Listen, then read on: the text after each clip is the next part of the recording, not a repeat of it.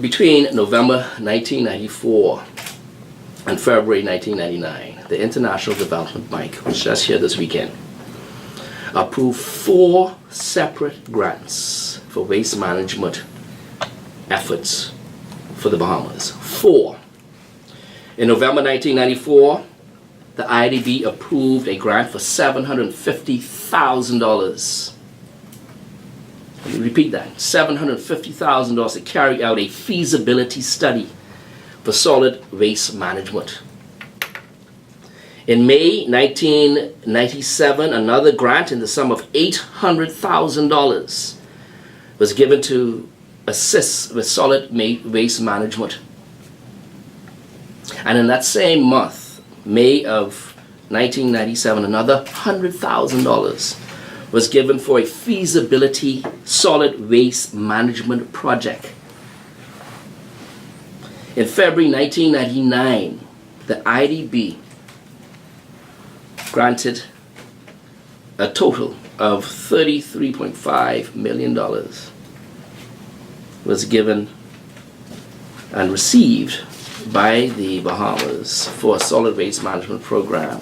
The object of that project back in 1999 is to support the government of the Bahamas to improve solid waste management services for New Providence and the Family Islands.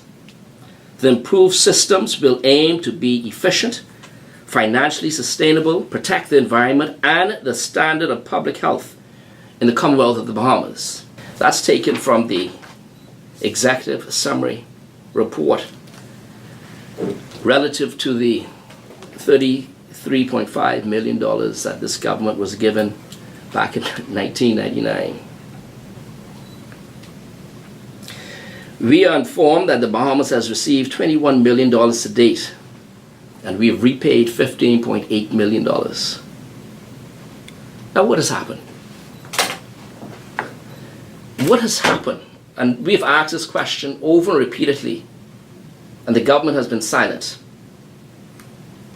The IDB has given monies on 4 different occasions in relation to this waste to the Nassau dump. And nothing has been said by this government or indeed the previous administration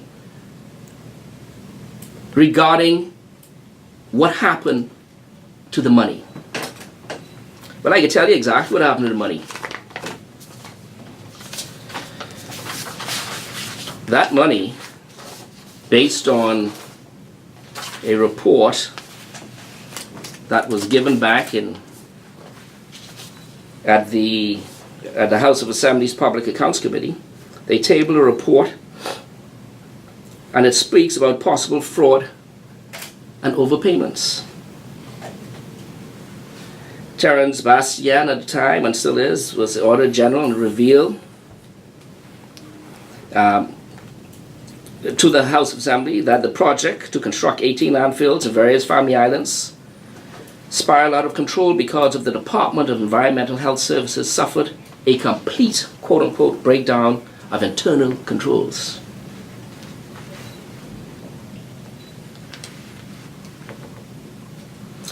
Engineering companies were hired to find out what happened to the program that was supposed to have been had under this project.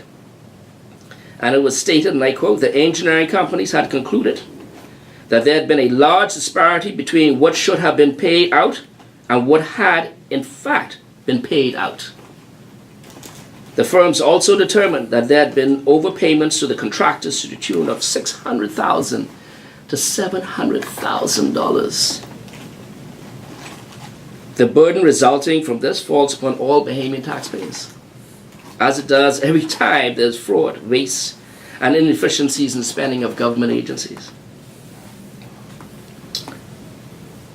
At that time, the Auditor General advised that your committee, that after undertaking an audit of the public funds that had been expended, he had concluded that there may have been some level of collusion in the payments to the contractors. And there was also the possibility that fraud had been committed. Public Account Committee's report said that and I quote, was the reason he had recommended that the police be called in to conduct an investigation into the matter. That is what happened to the money. Someone took the money, and we still have the dump burning today.